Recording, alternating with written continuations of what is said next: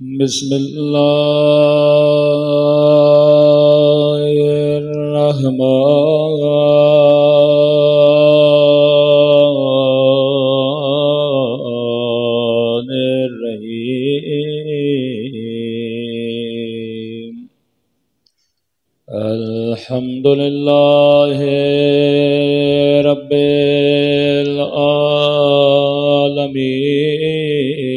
العالمين الحمد لله كما هو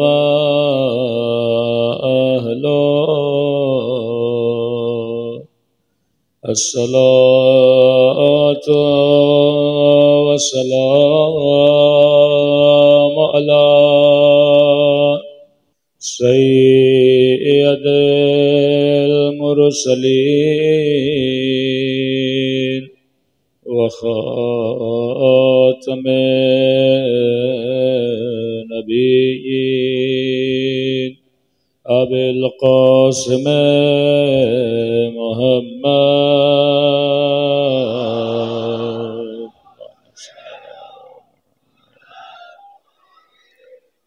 وعلى آله الطيبين الطاهرين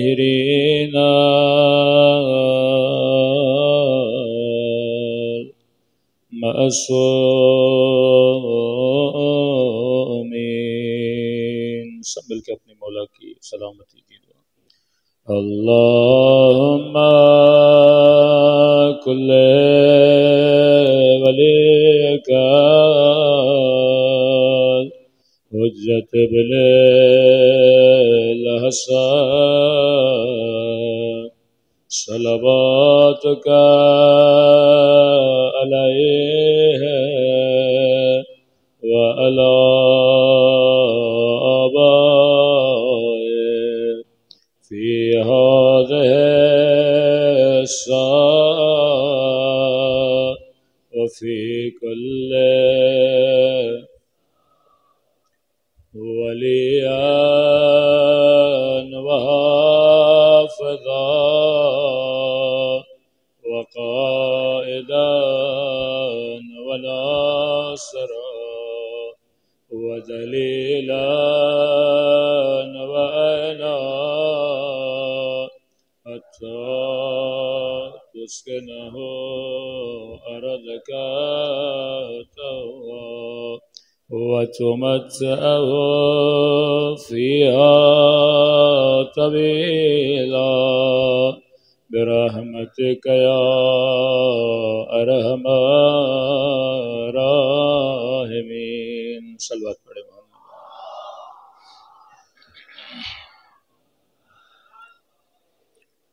بسم اللہ الرحمن الرحیم رب اشرح لی صدری ویسر لی امری واحلل عقدۃ من لسانی یفقهوا قولی اما بعد فقد قال سبحانہ وتعالی یا ایہا الذین آمنوا اتقوا اللہ وکونوا مع الصابرین صلوات پڑھے محمد و آل محمد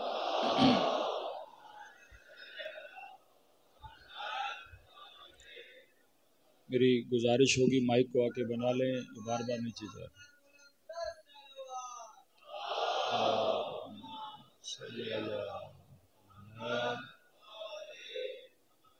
بار دیگر صلوات پڑھے محمد و آل محمد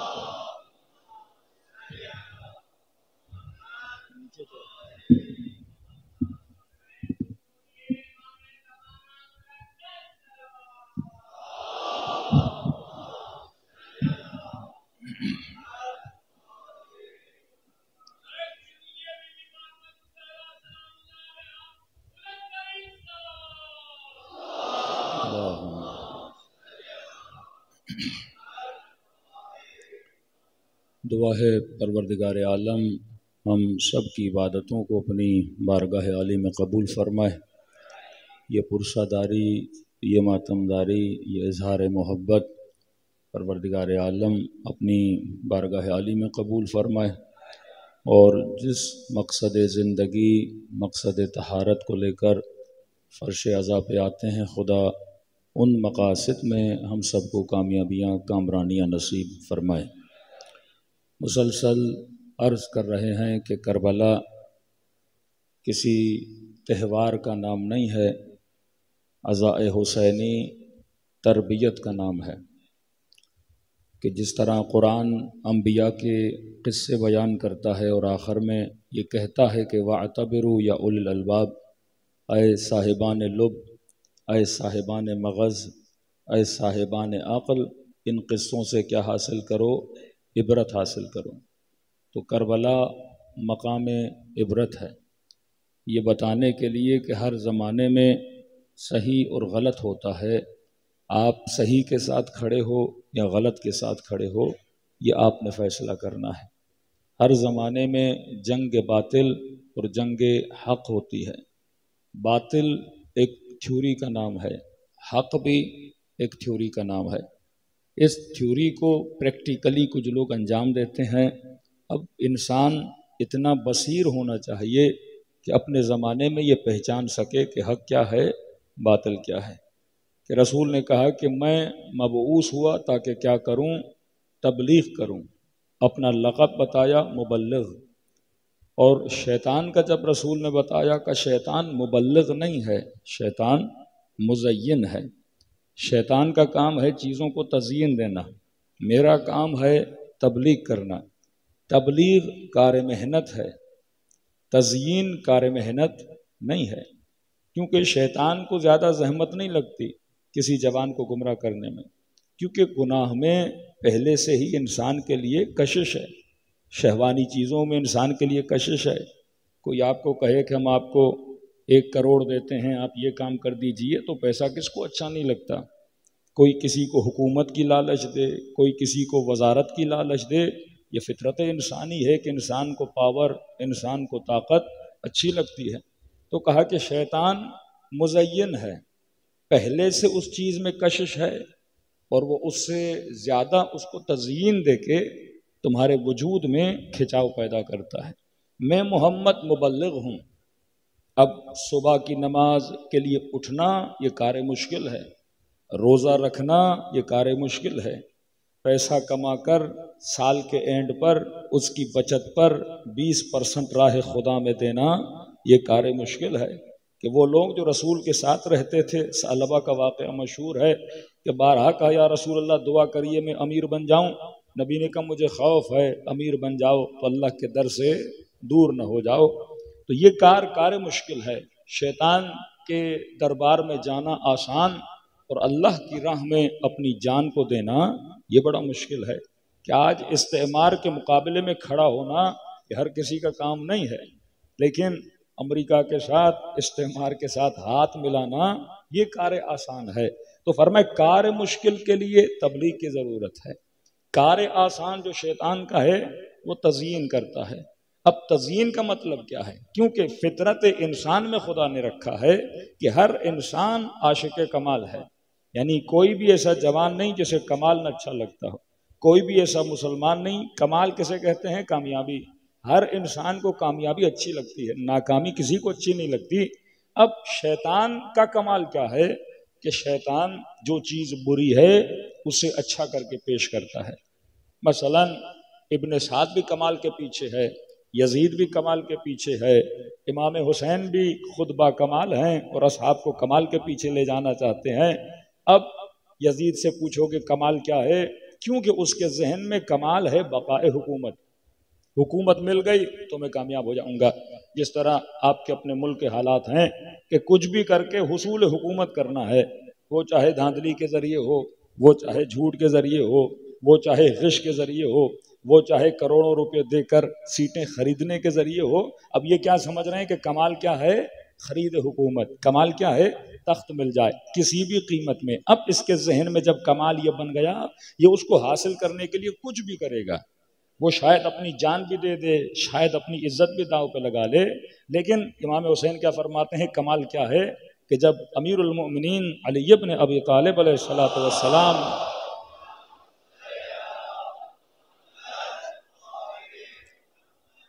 مالک اشتر نے سوال کیا کہ مولا یہ آپ کے مد مقابل والا جنگیں ہاتھ سے نکالتا جا رہا ہے، تو مولا ایسا کیا ہے کہ ہمارا لشکر کم ہوتا جا رہا ہے؟ تو امام نے فرمایا کہ اگر میں بھی ان ٹیکنیکس کو استعمال کروں، ایک لفظ استعمال ہوتا ہے نا آپ کے ملک میں پاور پولیٹکس، ایک پولیٹکس کی جاتی ہے پاور کے لیے، ایک پولیٹکس کی جاتی ہے خدا کے لیے، حق کے لیے. تو کہا کہ اگر میں بھی پاور پولیٹکس میں آ جاؤں کہ صرف نیت یہ رکھوں کہ علی نے اپنا تخت بچانا ہے، علی نے اپنی حکومت بچانی ہے، تو فرمایا یہ جو عقل خدا نے انسان کو دی ہے، اس عقل سے انسان شیطان کی بھی اطاعت کر سکتا ہے اور اسی عقل سے انسان رحمان کی اطاعت بھی کر سکتا ہے. پھر نہج البلاغہ کا وہ جملہ کہ فرمایا العقل ما عبد بہ الرحمن، فرمایا علی اگر مکر کرنے پر آئے تو علی کا مقابلہ کوئی نہ کر سکے، لیکن فرمایا کہ اللہ کا حکم ہے کہ عقل سے مکر نہیں کی جاتی، عقل سے شیطان کی عبادت نہیں کی جاتی، عقل سے رحمان کی عبادت کی جاتی ہے. تو وہ انسانیت کی بقا کے لیے آئے تھے، نہ کہ اپنے وجود اور اپنی ذات کو بچانے کے لیے. اور یہ درس دے کر گئے کہ جس بھی زمانے میں رہو ایک طرف سیاہی ہوگی، ایک طرف نورانیت ہوگی. اب یہ تم نے فیصلہ کرنا ہے تو کس لشکر میں کھڑا ہے، لشکر شیطان میں کھڑا ہے یا لشکر رحمان میں کھڑا ہے. ہم مختلف صفات بیان کر رہے تھے اصحاب امام حسین کی. ہم نے کہا سب سے برترین صفت اصحاب ابی عبداللہ فرزند رسول کی صفات کے اصحاب کی صفات یہ تھی وہ صاحبان بصیرت تھے. مثلا رسول خدا نے جب دین اسلام کا اعلان کیا، سب سے زیادہ جو پہلے افراد رسول کے پاس آئے وہ صاحبان بصیرت تھے. جب انسان میں بصیرت ہوتی ہے، جناب بلال جیسے، جناب عمار یاسر جیسے، جناب عمار کے والدین جیسے، یہ کون ہیں؟ جو صاحبان بصیرت ہے. یعنی اتنی بصیرت ہو کہ وہ حق و باطل کو پہچان سکے. آپ کا سافٹ ویئر اتنا اپ ڈیٹ ہو کہ آپ فوراً وائرسز کو ڈیٹیکٹ کر دو اور ان کو مار دو اور اس کے بعد حق کے راستے پر چلو. تو حبیب ابن مباہر صاحب بصیرت، ہانی ابن عروہ صاحب بصیرت، عباس ابن علی صاحب بصیرت. کہ سیدہ زینب فرماتی ہیں میں رات کو خیموں سے چل رہی تھی، عباس نے اپنے بھائیوں کو بٹھا دیا کہ ایک ایسی ماں جن کا لقب بنا ام البنین، جس نے اپنے چاروں بیٹے کیا کر دیے، امام حسین کی خدمت میں بھیج دیے. اب عباس اب ان میں سے کچھ ایسے بھائی ہیں جن کی عمر صرف 21 سال ہے، یعنی امیر المومنین کو بھی انہوں نے صحیح سے نہیں دیکھا، اسی سال پیدا ہوئے اور اسی سال امیر المومنین کی شہادت ہو گئی. عباس نے اپنے بھائیوں کو بٹھایا ہوا ہے اور کہتے ہیں بھائیو کل تمہارا کیا ارادہ ہے؟ کہتے ہیں عباس آپ ہمارے بڑے ہو، اماں نے ہمیں تمہارے حوالے کیا ہے، جو آپ کا فیصلہ ہوگا کوئی ہمارا فیصلہ ہوگا. تو کہ بس میرا فیصلہ یہ ہے، ہم ام البنین کے بیٹے ہیں، حسین فاطمہ الزہرا کا بیٹا ہے، جب تک ہم زندہ ہیں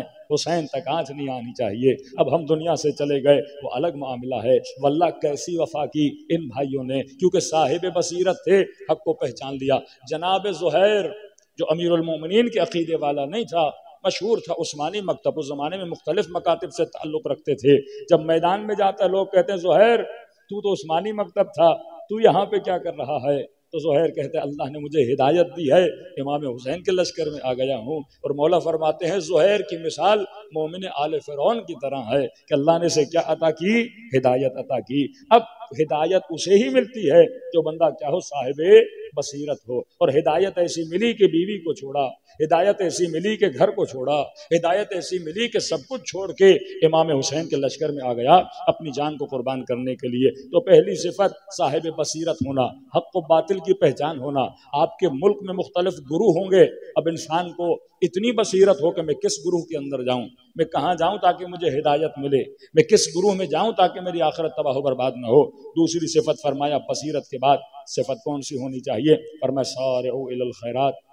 اے مومن جب بھی خیر کو دیکھو دوڑے دوڑے خیر کی طرف جانا. ایسا نہ ہو کہ فرصتیں مواقع تمہارے دروازے پر آ جائیں اور تم ان مواقع کو ضائع کر دو. امیر فرماتے ہیں کئی ایسے لوگ ہیں قسمت ان کے دروازوں کو کھٹکھٹاتی ہے لیکن یہ دیر کرتے ہیں، خیر میں دیر کرتے ہیں اٹھنے میں، وہ مواقع ان کے ہاتھوں سے نکل جاتے ہیں، پھر یہ لوگ پچھتاتے ہیں. پھر تیسری صفت ہم نے بیان کی، اگر یہ صفت انسان میں ہو کہ اصحاب امام حسین کے اندر صفت تھی، یہ ہمیشہ شاداب رہتے تھے، مسرور رہتے تھے، خوش رہتے تھے. اور خوشی باعث تھی، دو طرح کی خوشی ہیں، ایک ہے فرح، ایک ہے مرح. ایک خوشی تکبر والی خوشی ہے، ایک خوشی اللہ کی عبادت میں اللہ کی اطاعت والی خوشی ہے. کہ جناب بریر، جناب یزید ابن سبیع، جناب حبیب ابن مظاہر، جناب مسلم ابن اوسجا یا اصحاب امام حسین شب عاشور پتہ ہے کل ہم دنیا سے چلے جائیں گے، لیکن چہرے پہ عجیب سی فرح ہے، یہ فرح شہادت ہے، یہ پہچان کی فرح ہے کہ ہم راہ حق پر ہیں، کبھی بھی موت سے نہیں گھبرائے، کبھی بھی شہادت سے نہیں گھبرائے، بلکہ تمنا کر رہے ہیں مولا حسین آپ کے ہاتھوں میں اپنی جان کو قربان کرنا چاہتے ہیں۔ تو مومن ہمیشہ خوش رہتا ہے۔ آج معاشرے میں ڈپریشن کتنا زیادہ ہے، کیونکہ ہم اسلامی تعلیمات سے دور ہیں، کیونکہ ہم اہل بیت علیہ الصلوۃ والسلام کی تعلیمات سے دور ہیں۔ اگر یہ تعلیمات ہماری زندگی میں آ جائیں تو انسان کی زندگی سے غم ختم ہو جائے۔ صلوات پڑھے محمد وآل محمد۔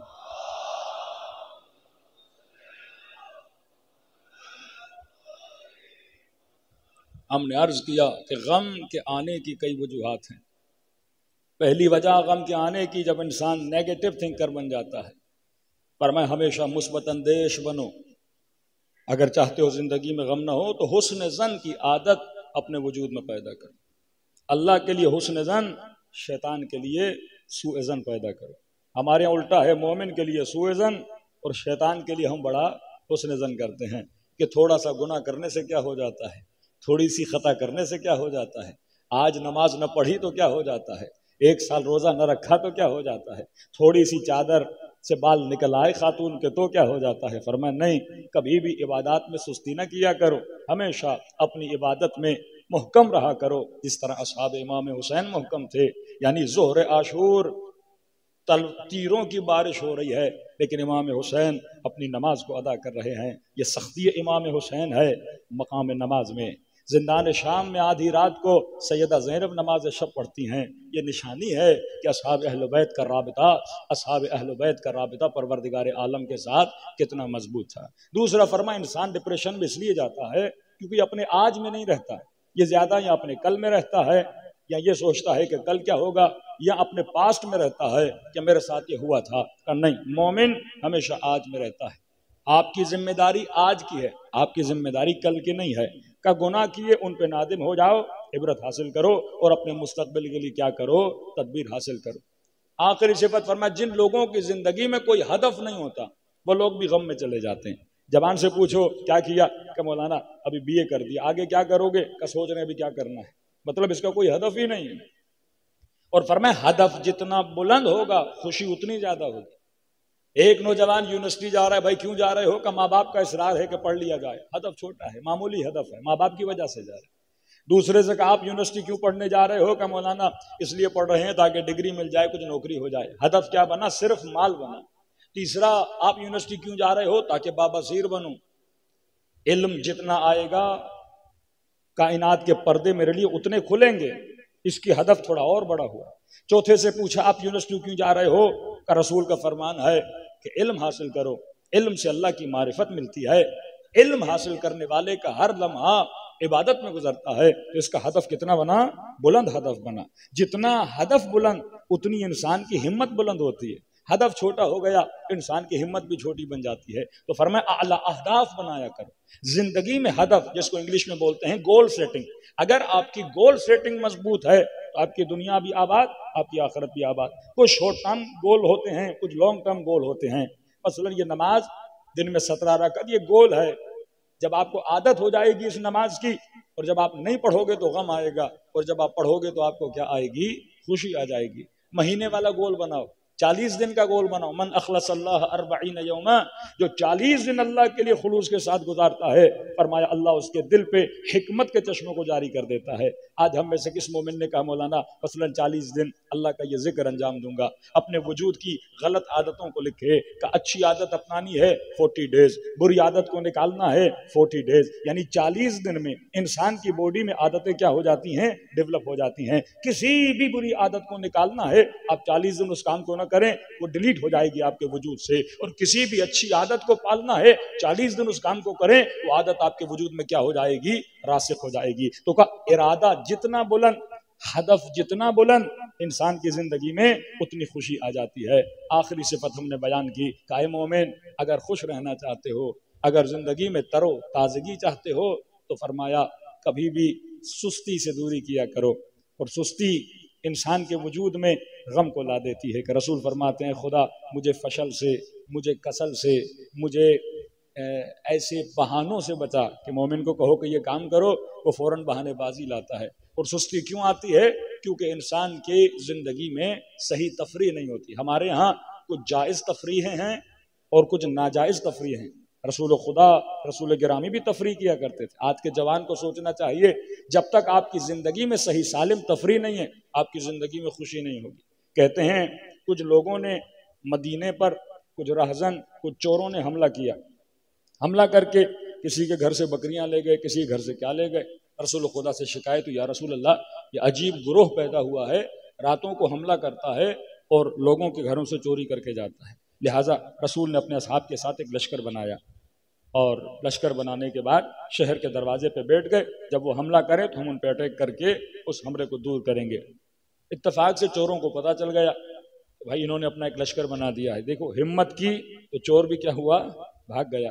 اب بندہ بے ہمت ہو کے گھر بیٹھا رہے تو چور آپ کے ڈیلی آئیں گے گھر پہ حملہ کر۔ آپ کی ہمت سے اگلا بندہ ڈرتا ہے، آپ کی ہمت سے۔ جب تک مسلمانوں میں پریشر گروپ نہیں بنے گا، مؤمنین کا پریشر گروپ، ایک ایسا گروپ جس سے فاسقین ڈریں، کہ آغا شریعتی کہتے ہیں علی ابن ابی طالب کی ذات ان کے زمانے والوں کے لیے ایک بہت بڑا پریشر تھا، کہ ایک امام معصوم فرزند رسول گھر بیٹھا ہے، کسی کو زہر دے رہے ہیں، کسی کو زندان میں ڈال رہے ہیں، کسی کو نظر بند کر رہے ہیں۔ کیوں کر رہے ہیں؟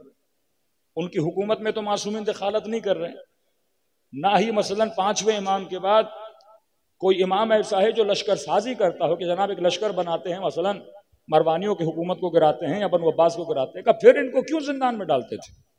کہ نہیں، خود وجود فرزندان رسول ایک پریشر تھا ان کے لیے، کیونکہ حاکم کتنا بھی اچھا بنتا تھا، لوگ رول ماڈل معصوم کو بناتے تھے کہ دیکھو اس کی طرح بنو، اس کی طرح عدالت کرو، اس کی طرح خیر و خیرات کرو، اس کی عادات اپنے وجود میں ہونی چاہیے۔ تو لوگ خود کو ان کے ساتھ کیا کرتے تھے، موازنہ کرتے تھے۔ کہ رسول فرماتے ہیں اگر لوگوں میں اہل بیت کے لیے تواضع نہ ہو تو لوگ اہل بیت کے دشمن بن جائیں۔ بنو امیہ کیوں دشمن بنے؟ یہ اعتراض کرتے تھے کہ بھائی ساری خلافتیں اولاد علی میں کیوں ہیں، سارے کمالات ان کے اندر کیوں ہیں، ساری رشادتیں شجاعتیں ان کے اندر کیوں ہیں؟ کہ وقت کے حاکم نے یہ بارہا چاہتے تھے معصومین کا درجہ گرایا جائے، کہ اس وقت کے حاکم نے آپ کے امام محمد باقر علیہ الصلوۃ والسلام، صلوات پڑھے مولا کی شان پر،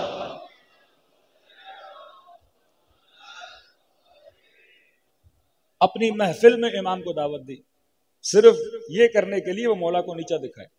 اب امام کی عمر بہت ہو چکی تھی، تو کہتے ہیں وہاں پہ تیر اندازی کا مقابلہ ہو رہا تھا، تو سارے لوگ تیر مار رہے تھے، بیچ میں بورڈ تھا اور سینٹر میں تیر لگنا۔ تو انہوں نے دیکھا کہ آپ کے 5ویں امام بہت زیادہ بوڑھے ہو چکے ہیں۔ جناب ذہبی اپنی کتاب میں لکھتے ہیں افقہ الرجال فی العرب، 5ویں امام کے لیے کہتے ہیں اس وقت عرب میں محمد باقر سے کوئی بڑا فقیہ نہیں تھا، اور اگر لائق خلافت اس زمانے میں کوئی مانا جاتا تھا وہ محمد باقر تھا۔ اتنا علم تھا ان امام کا، اتنے شاگرد ان امام نے بنائے، فقہی اصول ترتیب دیے آپ کے محمد باقر نے۔ تو امام کی عمر بہت ہو چکی تھی، وقت کے حاکم نے امام کو کمتر دکھانے کے لیے کہا کہ آپ بھی 2-3 تیر مار دیں۔ امام نے کہا دیکھو ہماری عمر بہت ہو چکی ہے، لہٰذا ہمیں اس کام سے دور رکھو۔ کہا نہیں نہیں آپ ماریے۔ تو کہتے ہیں امام نے 3 تیر مارے، پہلا تیر بھی نشانے پہ لگا، اور باقی جو 2 تیر تھے وہ ان پہلے والے تیروں کو چیرتے ہوئے اسی تیر کو لگے۔ تو وہ حیران ہو کر کہنے لگا کہ آپ کیا ایکسرسائز کرتے ہیں کہ آپ اتنا ایگزیکٹ نشانے پر تیر مار رہے ہیں؟ امام نے فرمایا جوانی میں کبھی کبھی 2 تیر چلائے تھے، ابھی بھی مجھے یاد تھا، لہذا میں نے 3 تیر کیا کر دیے، مار دیے۔ یعنی علم کے میدان میں یہ آل رسول سے نہیں جیت پاتے تھے، شجاعت کے میدان میں نہیں جیت پاتے تھے۔ کہ جب فقیر آتے تھے ہارون کے دربار میں خیرات مانگنے تو ہارون ان کو 15 درہم دیتا تھا، 10 درہم دیتا تھا، اور یہی فقیر جب موسیٰ کاظم کے پاس آتے تھے، چھٹے امام حضرت جعفر صادق کے فرزند کے پاس آتے تھے،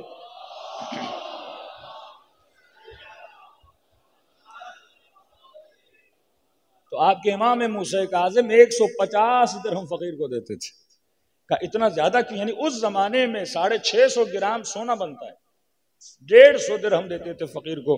مطلب اتنا اسے نواز دیتے تھے کہ دوبارہ اس کو کسی کے در پہ جانے کی ضرورت نہ پڑے کہ جا ان پیسوں سے جا کے دکان کھول، جا ان پیسوں سے جا کے فلاں کام کر. یہ آپ کے مطلب وجود معصومین ان کو کھٹکتا تھا کہ جس طرح آج ساری مسلم حکومتوں میں استعمار کو اگر کوئی حکومت کھٹکتی ہے وہ علی کے ماننے والوں کی ہے. کہتے ہمیں کسی سے مسئلہ نہیں. یہ لوگ بڑے عجیب ہیں. مطلب یہ ایسے کام کرتے ہیں کہ دوسروں کے لیے رول ماڈل بناتے ہیں. لبنان کے شیعہ، یمن کے شیعہ اسرائیل کے مقابلے میں ایسے کھڑے ہوتے ہیں، کوئی نہیں کھڑا ہوتا. یہ کیا بنا رہے ہیں؟ رول ماڈل بنا رہے ہیں. آج اکابر امت کہہ رہے ہیں کہ واقعاً استعماری طاقتوں کے مقابلے میں، کیونکہ یہ روش کس کی؟ امام حسین کی روش ہے. ایک مسلمانوں کا وہ طبقہ جو ہمیشہ اقتدار کے ساتھ رہا، جہاں انہوں نے طاقت دیکھی، جہاں انہوں نے پاور دیکھا، جہاں انہوں نے سپر پاورز دیکھے، کہ انہی کے بہاؤ میں بہنے لگے. امت کا ایک طبقہ وہ تھا جو بہاؤ کے خلاف چلتا تھا. کہ کچھ وہ تھے جو ظالموں کے ساتھ چل رہے تھے، فاسقوں کے ساتھ چل رہے تھے، لیکن کچھ وہ تھے جو اس ظلم کے خلاف، یعنی آل رسول نے ہمیشہ فاسقوں کا مقابلہ کیا، ہمیشہ حاکموں کا مقابلہ کیا، ہمیشہ صحیح کو صحیح بولا، غلط کو غلط بولا. کہ ایک رائٹر ہے، انگلش رائٹر ہے مائیکل ہو، اس کی کتاب ہے امر بالمعروف اور نہی عن المنکر. انگریز رائٹر ہے، اس کی ٹرانسلیشن بھی مختلف زبانوں میں ہو چکی ہے، اور کی کتاب بڑی مشہور اور معروف اور بڑی دقیق اس نے تحقیق کی ہے اس کتاب میں. کتاب کا نام امر بالمعروف نہی عن المنکر. انگریز لکھنے والا واشنگٹن کا بندہ ہے. اس سے پوچھا گیا کہ آپ نے کیا لکھی کتاب؟ کہتا ہے میں واشنگٹن کی میٹرو میں سفر کر رہا تھا، اور اس میٹرو میں ایک شرابی بندے نے ایک خاتون پہ اٹیک کیا. ہاتھ میں اس کے چاقو تھا، اور اٹیک کر کے اس خاتون کے ساتھ زیادتی کی. اور جتنے لوگ اس میٹرو میں تھے، ایک بندے نے بھی نہیں بچایا. سارے دیکھ رہے تھے. مطلب کوئی بھی آگے نہیں بڑھا کہ اس خاتون کی عزت کو بچائے. کہتا اس وقت میرے ذہن میں ایک سوال پیدا ہوا کہ اتنے ادیان، اتنے دین آئے کہ ہم کرسچن ہیں، کیا کسی نبی نے، کسی پروفٹ نے، کسی گاڈ نے یہ تربیت نہیں دی کہ اگر تم برائی کو دیکھو تو برائی کے سامنے کھڑے ہو جاؤ، اگر کسی پہ جاتی دیکھو تو جاتی کے سامنے کھڑے ہو جاؤ؟ یہ بالکل ایسے ہے کہ آپ روڈ سے گزرے، ایک بندہ ایک کو گولی مار رہا ہے، اور آپ دور سے دیکھتے رہیں، ایک بندہ بھی آگے نہ بڑھے، کوئی کسی کی مدد کے لیے نہ جائے، کوئی کسی کو چھیڑ رہا ہو، کوئی اس کی مدد کے لیے نہ جائے. کہتا میں نے تحقیق کرنا شروع کی، پھر میں دین اسلام پہ پہنچا، پھر دین اسلام میں مکتب تشیع پہ پہنچا، پھر مکتب تشیع سے حسین ابن علی پہ پہنچا، جنہوں نے حکماء کے خلاف جس طرح اہل بیت علیہ الصلوۃ والسلام کھڑے ہوئے، آمر بالمعروف وانہی عن المنکر، المعروف ما امرتم بہ والمنکر ما نہیتم عنہ. کہ امام حسین کا جملہ خرجت لاصلاح امتی، امت جدی، میں مدینے سے نکلا، ہدف بیان کر رہے ہیں مومن. اے جوان، زندگی میں ہدف نہیں تو زندگی بیکار ہے، زندگی میں اعلی اہداف نہیں تو زندگی میں خوشی چلی جاتی ہے. فرمایا میں اس لیے نکلا کہ اپنے نانا کے دین کو زندہ کروں، اور جو بدعتیں اس دین میں آ چکی ہیں ان بدعتوں کو مٹاؤں. تو اس نے کتاب لکھی امر بالمعروف اور نہی عن المنکر. اگر معاشرے سے یہ چیز ختم ہو جائے کہ لوگ برائی کو روکنے کے لیے آگے نہ بڑھیں، منیت معاشرے میں آ جائے، سیلفشنس معاشرے میں آ جائے کہ صرف میرا گھر، صرف میرا بچہ، صرف میرا کاروبار، صرف میری نسلیں سدھریں، صرف میری نسلیں پروان چڑھیں، صرف اپنا سوچتا رہے، یہ زکوٰۃ کا کانسیپٹ، یہ خمس کا کانسیپٹ، یہ یتیم پروری کا کانسیپٹ، یہ بیوگان کی پروری کا کانسیپٹ، یہ کیوں ہے؟ یہ دین اسلام نے دیا. معاشرہ تب تک نہیں سدھرتا جب تک معاشرے میں سوشل ورک نہ کیا جائے، جب تک فلاحی کام نہ کیے جائیں. کیونکہ اگر ہر بندہ اپنا سوچے گا تو معاشرے میں بے حرا بن جائے گی. اسی طرح اب جب بھی کسی معصوم کو، چھٹے امام کو جب غسل دیا جا رہا تھا تو ساتھ میں فرماتے ہیں میں نے اپنے بابا کے کاندھوں پہ کالے نشان دیکھے. پوچھ رہا مولا یہ کیسے نشان تھے؟ کہ یہ اندھیری راتوں میں یتیموں کو کھانا دینے جاتے تھے، بوریاں اپنے کاندھوں پہ اٹھاتے تھے. اسی طرح مولا حسن جب علی کو غسل دے رہے ہیں تو مولا علی کے بدن پر بھی نشان تھے کہ یہ میرے بابا علی تھے جو یتیم پروری کرنے جاتے تھے. یعنی سارے کوفے کے یتیم جب پتہ چلتا ہے، یعنی ان یتیموں کو بھی نہیں پتا کیونکہ 3 دن سے امیر المومنین گھر پہ بیمار پڑے ہوئے تھے. یہ واقعہ آپ مصیبت امیر المومنین کا سنتے ہیں نا کہ بچے دودھ کے پیالے لے کر آتے ہیں. مولا کہتے ہیں پیالے کس کے لیے لے کر آئے ہو؟ وہ بیوہ خاتون کہتی ہے مولا دودھ بیچتی ہوں لیکن آج بچوں نے دودھ بیچنے نہیں دیا. دیا کہ حکیم نے کہا ہے علی کو دودھ کی ضرورت ہے. یہ محبت یتیموں کے دلوں میں، یہ محبت غلاموں کے دلوں میں کہ پورے مدینے کے غلام سب سے زیادہ اگر کسی نے آزاد کیے آپ کے امام زین العابدین نے آزاد کیے، تو ان کا وجود ظالموں کو کھٹکتا تھا، کیونکہ یہ امر بالمعروف کرتے تھے، نہیں عن المنکر کرتے تھے. اگر زندگی میں ہدف بلند نہ ہو، اگر زندگی میں انسان کی ہم نشینی اچھی نہ ہو، اگر زندگی میں انسان کے دوست اچھے نہ ہو، تو انسان کی زندگی میں خوشی نہیں آتی. صلوات پڑھے محمد و آل محمد.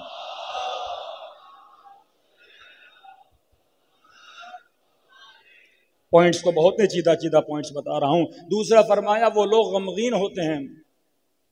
کون غمگین ہوتے ہیں؟ فرمایا جو دوسروں کے مال میں آنکھ ڈالتے ہیں. من نظر ما فی اید الناس طال حزنہ. فرمایا اگر خوش رہنا چاہتے ہو تو جو اللہ نے دیا ہے اس پہ راضی ہو جاؤ. کسی کے بڑے گھر میں گئے اور حسرت میں پڑ گئے کہ یہ گھر مجھے کیوں نہیں ملا، انسان کیا ہو جائے گا؟ غمگین. کسی کی بڑی گاڑی دیکھی اس میں آنکھ ڈالی، انسان غمگین. کسی کے پاس کوئی اچھی چیز دیکھی میرے پاس نہیں، انسان غمگین. جناب شام جب امام کے پاس آئے نا، مولا میں غریب ہوں، امام نے فرمایا صرف غربت کو دیکھو گے تو غمگین ہو جاؤ گے. وہ دیکھ جو تیرے پاس ہے، وہ نہ دیکھ جو تیرے پاس نہیں ہے.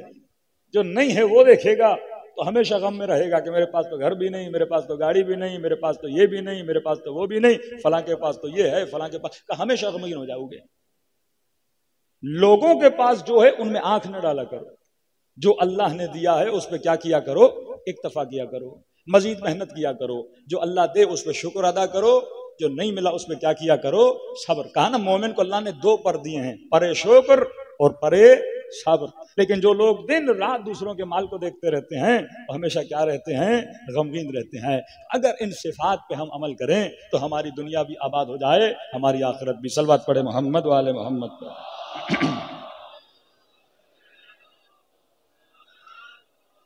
آج کیونکہ آخری پروگرام ہے، آخری مجلس ہے، میں تھوڑا جوانوں کے لیے گفتگو کرنا چاہتا ہوں، کیونکہ کربلا کی اکثریت بھی کیا ہے؟ جوان ہے. رسول گرامی نے جب دعوت اسلام دی، سب سے پہلے جنہوں نے رسول کو جوائن کیا وہ بھی کون تھے؟ جوان تھے. نوجوان کسی بھی معاشرے کا کیا ہوتے ہیں؟ ایک مرکزی حصہ ہوتے ہیں. دشمن اگر کسی معاشرے کو تباہ کرنا چاہتا ہے وہ سب سے پہلے ان کے جوانوں کو تباہ کرتا ہے. سب سے پہلی پلاننگ جوانوں کے لیے ہوتی ہے. اور آؤ کربلا کے میدان میں اکبر جیسا جوان دیکھو، ہاں قاسم جیسا نوجوان دیکھو. کربلا میں دو تقسیم ہے، نوجوان اور جوان. یہ جوان ہیں جنہوں نے اس لشکر کو اٹھایا. رسول نے حسن حسین کے لیے کیا فرمایا؟ ان الحسن والحسین سیدا شباب اہل الجنہ. یہ جنت کے جوانوں کے سردار ہیں. فرمایا جوانی بڑی خطرناک چیز ہے، کیونکہ جوانی میں سارے معضلات، ساری پریشانیاں، سارا شیطان کا زور جوانی میں لگتا ہے. اب انسان کی مرضی ہے کہ اپنی جوانی کو تعمیر میں لگائے یا اپنی جوانی کو تباہی میں خرچ کرے. جوانی میں شہوانی حملے سب سے زیادہ ہوتے ہیں، جوانی میں شیطانی حملے سب سے زیادہ ہوتے ہیں. اب یہ آپ کی مرضی ہے کہ آپ جوانی میں کیا کرتے ہو. جوانی معدن شہوات ہے، جوانی دعوتہائے شیطانی کا مرکز ہے. اگر قوم اپنے جوانوں پہ توجہ نہ دے تو آپ کے جوان نسل کو یہ ظالم قوتیں، طاغوتی قوتیں چرا کر لے کر جائیں گی. آج جوان سب سے زیادہ موبائل یوز کر رہا ہے. یہ شعور دینا کہ یہ موبائل ٹیکنالوجی کے لیے ہے، یہ موبائل حصول علم کے لیے ہے، یہ موبائل گناہ کے لیے نہیں ہے. اور جوان کب تباہ ہوتا ہے؟ پھر وہی بات، جب جوان سستیوں میں جاتا ہے. فرمایا دو طرح کے لوگ ہیں، ایک خدا بین، ایک خود بین. اگر جوانی میں خدا بین بنو گے، نگاہ اللہ کی طرف ہوگی تو زندگی تعمیری زندگی ہوگی. لیکن اگر جوانی میں خود بین بن گئے پھر وہی بات ہے. اگر ہدف خدا رہا تو جوانی قاسم جیسی ہوگی. کہ کہا نا کہ قاسم بھتیجے آپ کے لیے موت کیسی ہے؟ کہ چچا احلا من العسل، یہ شہد سے زیادہ میٹھی ہے. یہ جوان اتنا بمعرفت ہے کہ مرگ شہادت کو شہد سے زیادہ کیا سمجھ رہا ہے؟ شیرین سمجھ رہا ہے. یہ جوان کھڑے ہوئے ہیں دفاع ابی عبداللہ الحسین میں. اب جوان کے اندر اگر بصیرت نہیں ہوگی، دشمن جوان کو اسی موبائل کے ذریعے اسی فیس بک کے ذریعے یہ سوچنا چاہیے گھنٹوں گھنٹوں میں اپنا کہاں لگا دیتا ہوں، گھنٹوں گھنٹوں کن چیزوں میں گم رہتا ہوں، کیا واقعا اس سے میری دنیا بنتی ہے، آخرت بنتی ہے؟ انگریز کہتے ہیں ٹائم از گولڈ، ٹائم سونا ہے، واقعا ٹائم سونا ہے۔ اسی ٹائم سے جنت خرید سکتے ہو، اسی ٹائم سے جہنم بنا سکتے ہو۔ معصوم فرماتے اپنا وقت ضائع نہ کیا کر، ٹائم کی قدر و قیمت جانا کر، ٹائم کو عبادت خدا میں گزارا کر، ٹائم کو سالم تفریحات میں گزارا کر۔ آج آپ کے بچے گھنٹوں گھنٹوں ایسی گیمز میں لگے رہتے ہیں جس میں کوئی فزیکل ایکٹیویٹی نہیں ہوتی۔ کتنے گھنٹے ان آنکھوں کو، ہماری نسلوں کو گناہ میں ڈالا جاتا ہے، جس سے انسان کے برین پر بھی افیکٹ آتا ہے، انسان کی آنکھوں پر بھی افیکٹ آتا ہے۔ اسے یہ پتا ہونا چاہیے کہ واقعاً آنکھیں کس کام کے لیے خدا نے دی، ہاتھ کس کام کے لیے خدا نے دیے، شکم کس کام کے لیے خدا نے دی، اگر جوانی میں انسان استعمال نہیں کرے گا۔ معصوم فرماتے کچھ چیزوں کے جانے کے بعد انسان کو بڑا پچھتاوا ہوتا ہے۔ مولا کون سی چیز؟ فرمایا الصحت، صحت اگر انسان کے ہاتھوں سے چلی جائے، کہیے ان سے پوچھو جن کے پاس نہیں ہے۔ دوسرا جوانی، بوڑھوں سے پوچھو کہ جوانی کی قیمت کیا ہے، مریضوں سے پوچھو کہ صحت کی قیمت کیا ہے، کہ صحت کی قدر و قیمت جان، جوانی کی قدر و قیمت جان۔ یا لیت الشباب متى یعود، پھر آواز دے کر کہے گا اے جوانی کب واپس آئے گی؟ مولا فرماتے جوانی کبھی واپس نہیں آتی۔ آج جوان ہو، اس کی قدر و قیمت کو جان۔ آج اللہ نے صحت دی ہے، اس کی قدر و قیمت کو جان۔ ایسا نہ ہو یہ خدا صحت چھین لے۔ جاؤ ہاسپٹل میں ان بیماروں کو دیکھو جن کے وجود میں صحت نہیں ہے، فرمایا اس کی قدر و قیمت کو جان۔ سالم تفریحات میں جایا کر، کہ میں نے رسول کی مثال دی کہ جب وہ حملہ کرنے آ رہے تھے، نبی اپنے اصحاب کے ساتھ گئے۔ اب اصحاب نے دیکھا کہ حملہ کرنے والے تو نہیں آ رہے، کہا یا رسول اللہ ایسے کھڑے ہیں کوئی اسپورٹ گیم ہو جائے تو کیا کیا جائے؟ دو گروہ بنے، اسب سواری، گھوڑوں کو دوڑاتے تھے، کون جیتے گا؟ تو یہ گروہ کہے کہ یا رسول اللہ آپ ہماری مثلا اے اپنا ٹیم کا حصہ بنے، دوسرا کہیں آپ بی ٹیم کا حصہ بنے۔ تو رسول نے کہا ٹھیک ہے میں اے ٹیم کا حصہ بنتا ہوں۔ تو بی والوں نے کہا کہ بھائی ہم نہیں کھیلتے، اب رسول کیونکہ آپ کا حصہ ہیں۔ تو نبی نے کہا ٹھیک ہے ایک گیم میں آپ کا حصہ بنوں گا، دوسری گیم میں آپ کا حصہ بنوں گا۔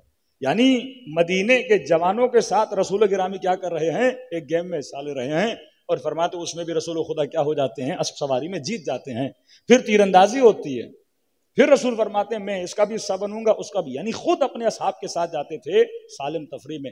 آج جوان کن تفریحات میں لگے ہوئے ہیں؟ آج کسی کو حقے پہ لگا دیا، کسی کو پتہ نہیں سگریٹ پہ لگا دیا۔ آج مجھے رپورٹس آ رہی تھی ملک میں نشہ اتنا بڑھتا جا رہا ہے، یونیورسٹیاں جو معدن علم ہونی چاہیے آج فحاشی کا اڈا بن چکی ہیں۔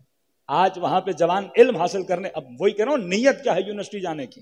نیت اگر شہوت رانی ہے، نیت اگر گناہ ہے تو یونیورسٹی سے تباہ و برباد کر دے گی۔ کہ مولانا نیک ترین بچے یونیورسٹی میں آئے، 4 سال آپ کا بچہ یونیورسٹی جاتا ہے، اگر لائق ہو تو 4 سال 3.5 سال، نالائق ہو تو 5 سال بھی نکال دیتا ہے۔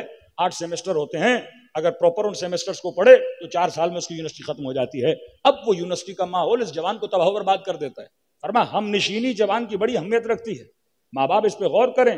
رسول خدا فرماتے ویلن، وائے ہو آخری زمانے کے جوانوں پر اور ان کے ماں باپ پر۔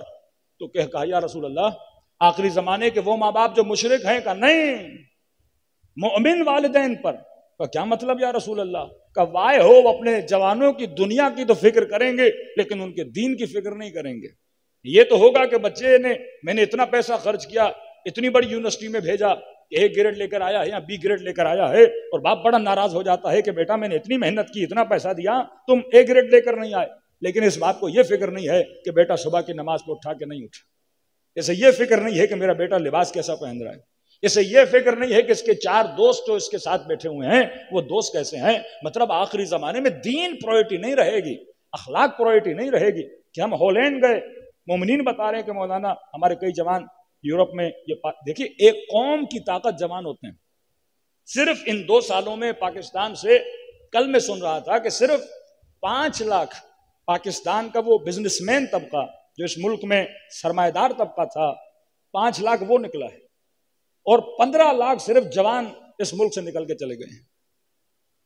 ایران میں جب رہبر معظم کو پتا چلا، فرار نخبہ، نخبے کہتے ہیں معاشرے کے وہ جو انٹیلیجنٹ بچے جنہوں نے آئی ٹی کے ماہر، فزکس میں ماہر، جن کو کسی ملک کا برین بولا جاتا ہے، تو کہا کہ ایران کے برین بھاگ رہے ہیں۔ انہوں نے خاص پلاننگ کی کہ بھائی اگر ملک سے برین بھاگ گیا تو ملک کا کیا ہوگا؟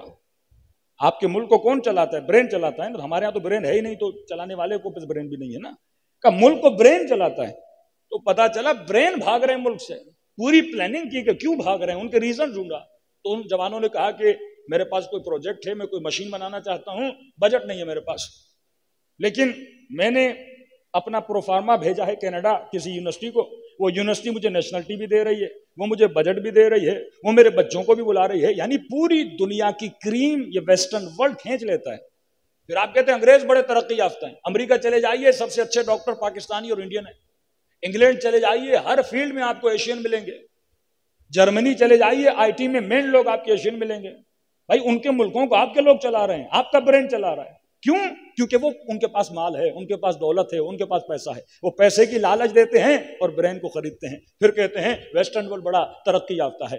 آپ ناسا میں چلے جائیے، مین بندے کون کے ہیں؟ یہ ایشین لوگ ہیں. ڈاکٹرز کی فیلڈ میں ایشین لوگ ہیں، فزکس کی فیلڈ میں یہ ایشین لوگ ہیں. آپ جہاں بھی جائیں گے آپ کو اپنے بندے ضرور ملیں گے. تو انہوں نے کہا کہ بجٹ بناؤ ان برینڈز کے لیے تاکہ اپنے ملک سے نہ بھاگیں.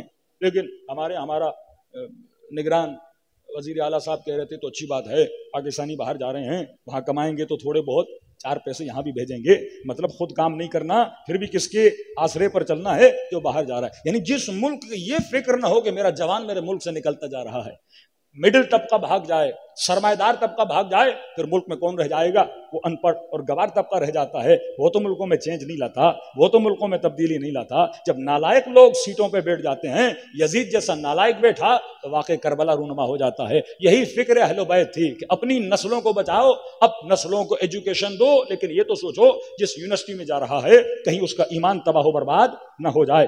ہم نشینی صالح، جوان تفریح سالم، ہم نشینی بسالم. تفریح کرے تو اچھی تفریح کرے، بچوں کو اسپورٹ میں لے جاؤ. یہ 51 رکعت جو معصوم فرماتے ہیں شیعوں کی نشانیاں 51 رکعت دن میں پڑھتے ہیں. یہ 51 رکعت میں نے کاؤنٹ کیا، اگر 51 رکعت ہے تو بندہ بڑی اسپیڈ سے ساتھ بھی پڑھے تو 51 منٹس بن جاتے ہیں، تھوڑا سکون کے ساتھ پڑھے تو 1 آور. مطلب ڈیلی ہر علی کے چاہنے والے کو 1 گھنٹہ فزیکل ایکٹیویٹی کرنی ہے. نماز فزیکل ایکٹیویٹی ہے نا، کمر کا جھکنا، سجدے میں جانا، کھڑے ہونا، بازوؤں سے اللہ اکبر کرنا، یہ پوری فزیکل ایکٹیویٹی ہے. اور آج میڈیکل سائنس نے پروو کیا ہے کہ جب آپ سجدے میں جاتے ہو تو آپ کی پورا بلڈ آپ کے برین میں آتا ہے. اس کے آنے سے انسان کی میموری بھی تیز ہوتی ہے. بیماریاں بھی. کینسر کیوں ہوتا ہے؟ اگر میں 10 گھنٹے اس ممبر پہ بیٹھا رہوں، میرے بلڈ کی سرکولیشن اگر میری ٹانگوں میں نہ ہو، کیونکہ بلڈ نہیں جائے گا تو پھر وہاں پہ کیا ہو جائے گا؟ کینسر ہو جائے گا. تو فرمایا اگر باڈی میں بلڈ سرکولیٹ کرتا رہے تو انسان کو کبھی کینسر بھی نہیں ہوگا. تو ساری چیزیں معصومین علیہ الصلوۃ والسلام نے بتائی ہیں. معاشرے کا اگر جوان تباہ و برباد ہو گیا تو معاشرہ تباہ و برباد. آج قوت حسینی یہ ہے کہ آپ کے جوان متمدن بنے، آپ کے جوان دیندار بنے، آپ کے جوان صلح شور بنے، آپ کے جوانوں کے اندر وہ ہمت، وہ جذبہ حسینی پیدا ہو اور با ہمت بنے اور اعلیٰ اہداف ڈھونڈے. جب ہدف بلند ہوگا تو اسلام بھی ترقی کرے گا، آپ کی نسلیں بھی ترقی کریں گی. صلوات پڑھے محمد و آل محمد.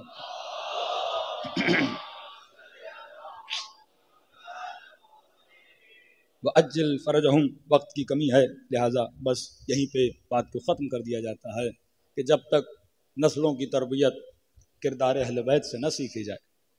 یہ تاریخ لڑائی اور جھگڑوں کے لیے نہیں ہے کہ مسلمانوں نے اپنی تاریخ کو لڑائی اور جھگڑوں کا حصہ بنا دیا، تاریخی شخصیات کو بت بنا دیا کہ جناب فلاں کو مانتا ہے، جناب فلاں کو نہیں مانتا، اس کو ماننے سے جنت میں جائے گا، اس کو نہ ماننے سے وہاں جائے گا. تاریخ ہے صفات کا نام.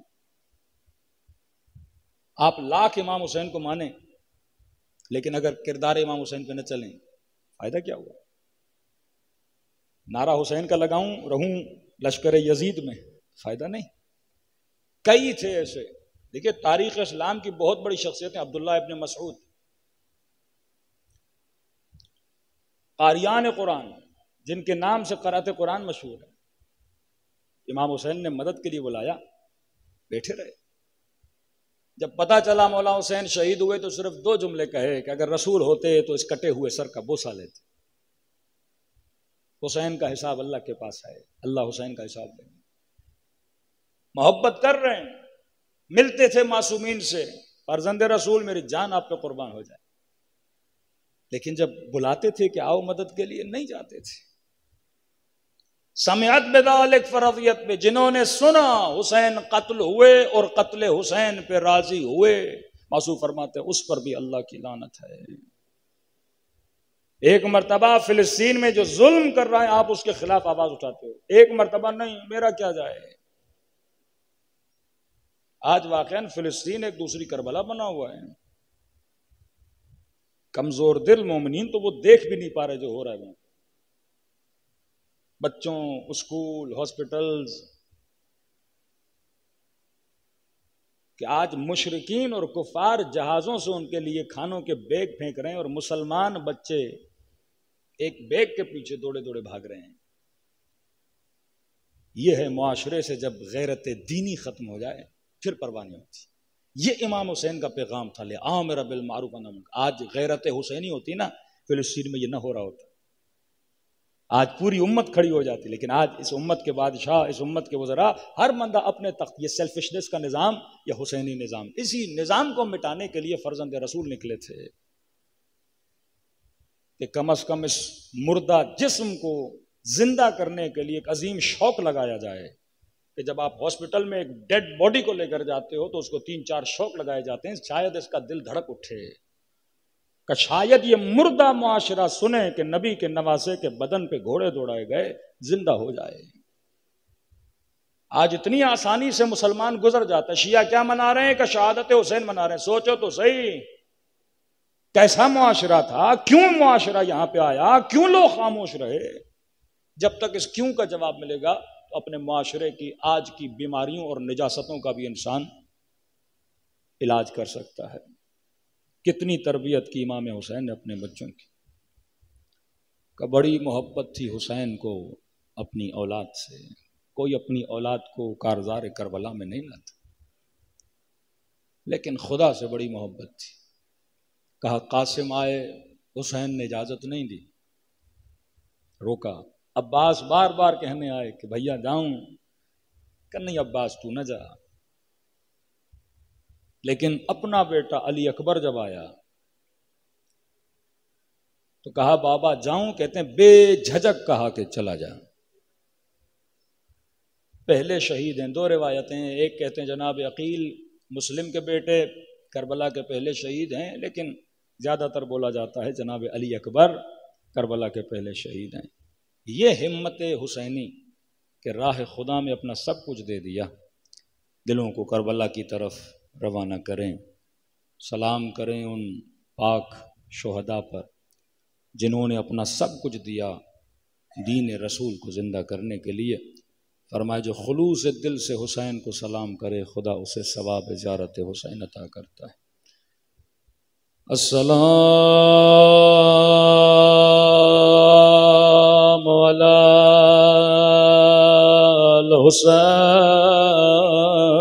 الحسین وعلی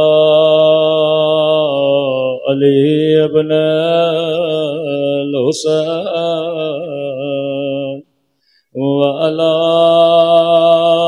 اولاد الحسین وعلی اصحاب حسین کی صدا بلند ہو۔ السلام علی الحسین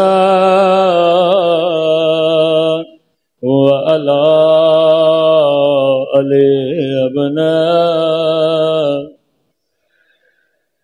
وعلی اولاد الحسین وعلی اصحاب۔ میرا سلام ہو زینب کی لٹی ہوئی چادر پہ،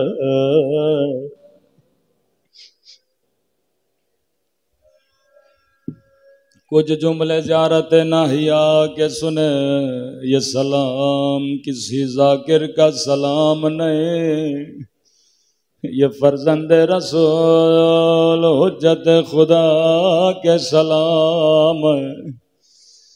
فرمایا میرا سلام ہو ان ننے سے رخساروں پہ جن کا رنگ بدلتا رہا، یہ نہیں کہا جن کا رنگ بدل گیا، بلکہ بدلتا رہا۔ کبھی شمر کے تماچوں نے رنگ نیلا کیا، کبھی ظالم کے تماچوں نے رنگ نیلا کیا۔ بخاری کی حدیث ہے، آواز تھوڑی بڑھا دیں۔ رسول خدا فرماتے ہیں مسلمانوں کبھی حیوان کو بھی منہ پہ نہ مارا کرو، یہ کیسے مسلمان تھے، انہوں نے رسول کی نواسی کو تماچے مارے۔ روایت کے جملے ہیں، راوی کہتے ہیں مولا حسین کی عادت تھی واجب نماز مسجد میں پڑھتے تھے، لیکن مستحب نماز گھر میں پڑھتے تھے۔ صحابی نے کہا مولا آپ اتنی جلدی گھر کیوں جاتے ہیں؟ عرض کی اللہ نے مجھے ایک 4 سالہ بیٹی دی ہے، یہ بچی میرا انتظار کرتی ہے، 2 مصلے بچھاتی ہے، ایک اپنے لیے ایک اپنے بابا کے لیے۔ کیسی تربیت کی آل رسول نے اپنے بچوں کے۔ کربلا سے مدینے سے کربلا پورے راستے میں سکینہ بابا کے ساتھ نمازیں پڑھتی تھے۔ یہ بڑی سخت روایت ہے، آج نہ پڑھو تو کب پڑھو۔ فرمایا جب شام غریب آ گئے، نماز عصر کا وقت ہوا، بچی نے 2 مصلے بچھائے، ایک اپنے لیے ایک اپنے غریب بابا کے لیے۔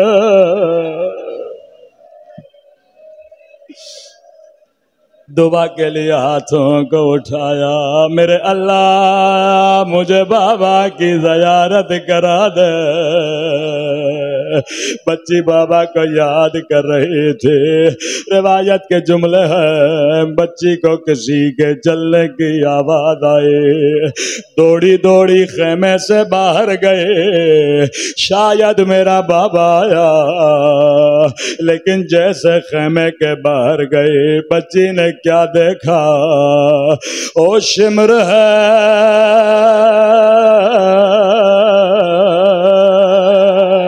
ہاتھ میں تازیانہ لیے ہوئے،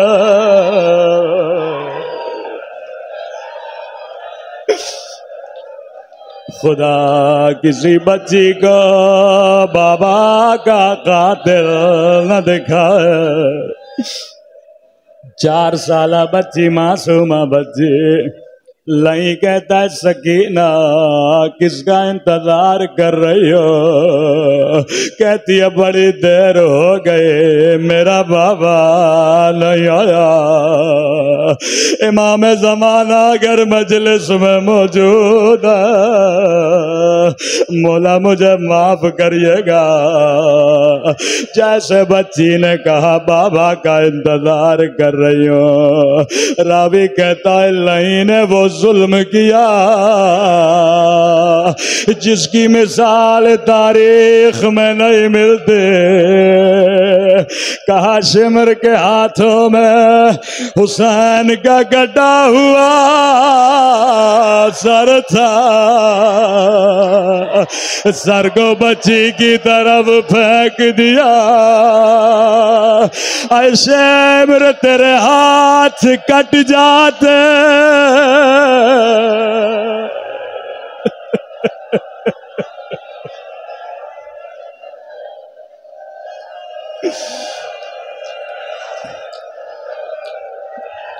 بچی نے جیسے بابا کا کٹا ہوا سر دیکھا، رو کے کہنے لگی میرے غریب الوطن بابا، میرے پردیسی بابا، اب یہ میرا تصور ہے، روایت کے جملے نہیں، شاید بابا کا سر گود میں لیا ہو، رو کے بابا سے یہ جملے کہنے لگی بابا میرے غریب الوطن بابا، او بابا اکبر کا لاشا تو نے اٹھایا، عباس کے بعد تو نے اٹھایا، او لاشیں اٹھا اٹھا کر تھک جانے والے، او بابا 4 برات تو نے مجھے اپنے سینے پہ سلایا، آج آجا میرے سینے پہ سو جا۔ آیت اللہ مظاہری فرماتے ہیں بچی بابا سے پیار کر رہی تھی، یہاں شمر آگے بڑھا، بچی سے بابا کا سر چھینا، اتنے زور سے تماچے مارے کہ سکینہ بے ہوش ہو گئے۔